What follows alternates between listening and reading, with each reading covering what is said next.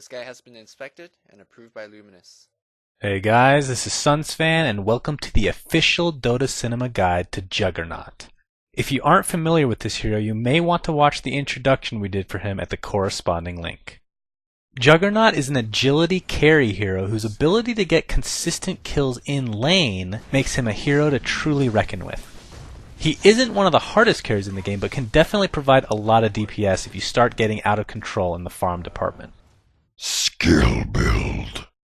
The accepted skill build for Juggernaut is really quite unique in the fact that you get stats relatively early for the sole fact of having enough mana to be able to use your Blade Fury and Omni Slash combination at level 6. So to recap, levels 1, 3, 5, and 7 you will skill Blade Fury, while levels 2 and 4 are reserved for stats.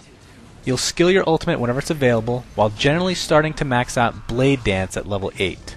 Healing Ward is usually left for last, but you can pick up a level bit earlier if you feel the need. And if your team plans to push relatively early, they can also level it up over your Blade Dance since the heal is ridiculous. Item build. Honestly, one of the only non-solo heroes you can technically get boots as a first item would be Juggernaut, but it's still frowned upon. For starting items, you'll want to get some sort of regeneration to go along with 1 Slippers of Agility in order to perhaps create a Wraithband or Poor Man's Shield in the future. Then you have the choice between a Quelling Blade and a Stout Shield. Stout Shield could be good if you expect to get harassed very early, but Quelling Blade is usually the choice, especially considering a certain item pickup for the mid-stage of the game. The boots of choice for Juggernaut are most definitely phase boots because of the fact you can use them while spinning in order to gain unit walking and extra speed. Treads could also be picked up if you feel a little extra stats are needed. In the laning stages of the game, you'll want to get your Perseverance as soon as possible because you need as much regeneration as possible in order to continue getting potential kills in your lane. This Perseverance will be turned into a Battle Fury at the earliest possible time. This, in combination with Quelling Blade and Blade Dance, will destroy creep waves and have you well on your way to a great farming game. In the mid stage of the game, you have a healthy choice of items to choose from once your Battle Fury is completed.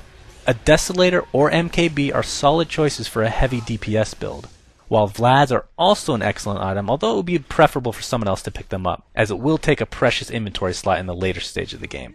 And also don't count out Sage and Yasha, which will give you a nice mix of tankiness and DPS, while also helping you catch up to your enemies with both the extra move speed and maim.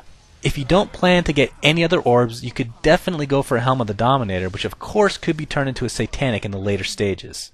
And as with a lot of carries, a BKB is an excellent choice in many games. You may ask, what's the point of getting magic immunity when you can achieve that with a simple spin? Well, the answer to that is once you arrive at late game, you should almost never use your spin because your auto attacks will deal a crap load more damage. Speaking of late game, we have a nice collection of luxury items to be picked up as well. We mentioned the Satanic for overall tankiness and survivability, but you could also opt for a Butterfly, which will give you a lot of damage and attack speed to go along with good survivability versus DPS dealers. Another item that is excellent on Jugs in the late game is an Assault Cuirass, which is another item that not only provides you with attack speed, but also negative armor DPS and general tankability as well. Gameplay. As we've talked about, in the laning stages, you need to be as aggressive as possible because there are very few heroes who can withstand a full Blade Fury when coupled with a stun or slow. And although it's stating the obvious, try and use your ultimate on heroes when there are no lane creeps around. This is especially prevalent when you plan to dive towers. Based on the game clock, you need to know whether an enemy creep wave is to be expected. Also, like we talked about, don't use your spin in the later stages of the game other than to dodge incoming projectile spells. You could also use this to your effect when trying to take down a tower, as anything you don't hit while spinning is able to be auto-attacked even while you're using your Blade Fury. In teamfights or pushes, be sure to use your ward at an effective time.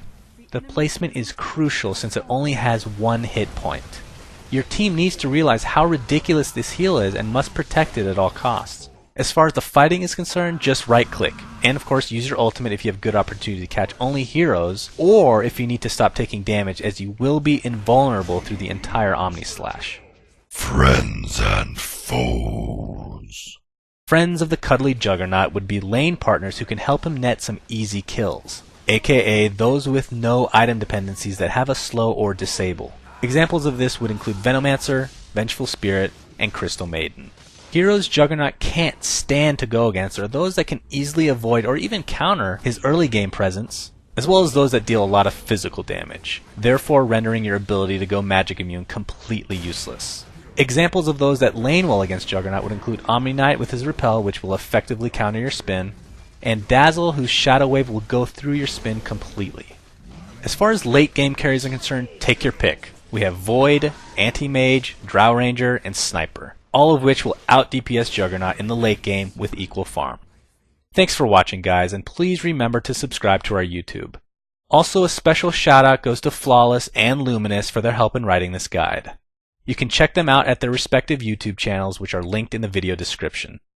And finally, be sure to check out our new website at dotacinema.com, where you can find a ton of Dota 2 videos